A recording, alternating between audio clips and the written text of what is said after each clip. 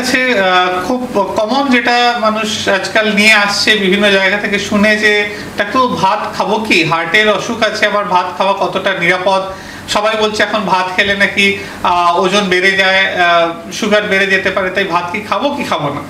প্রথমে আপনাকে বলে রাখি যে আজকালকার দিনে যেটা খাদ্য বিজ্ঞান বা যে কোনো সায়েন্সে যেটা আমরা বলি সেটা হচ্ছে যে কোনো খাবারই একদম খাবেন না এটা হয় না। সমস্ত খাবারই কতটা পরিমাণে খাচ্ছেন বা কতটা পরিমিত আহার করছেন সেটা সবচেয়ে বেশি ইম্পর্টেন্ট। সুতরাং সুগার বা ডায়াবেটিক পেশেন্টও যেমন আম খেতে পারে, ভাত খেতে পারে, তাকে সেটাও বুঝতে হবে যে আমাকে কতটা খেতে হবে, কতটা পরিমাণে খেতে হবে।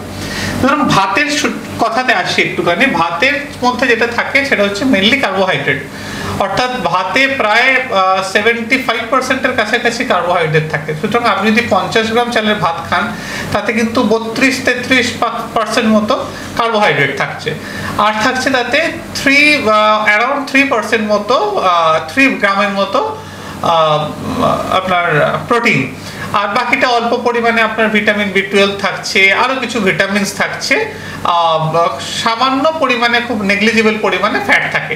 সুতরাং ভাত হচ্ছে আমাদের একটা main source of carbohydrate, energy, এবং খুব অল্প পরিমাণে সোর্স অফ প্রোটিন।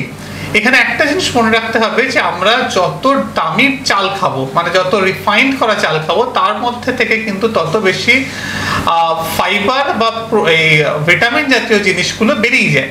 সুতরাং সেটা কিন্তু আরো বেশি ক্ষতিকর। সুতরাং আপনি যত মোটা চালের ভাত খাবেন, বা সত্যি কথা বলতে কম দামের ভাত, যে কম দামের চাল যেগুলো বলি, সেগুলোতে কিন্তু অনেক বেশি ফাইবার থাকে। এই ফাইবারগুলো কিন্তু আমাদের পেটের জন্য যথেষ্ট ভালো, এবং তার সাথে ভিটামিনস অনেক বেশি থাকে।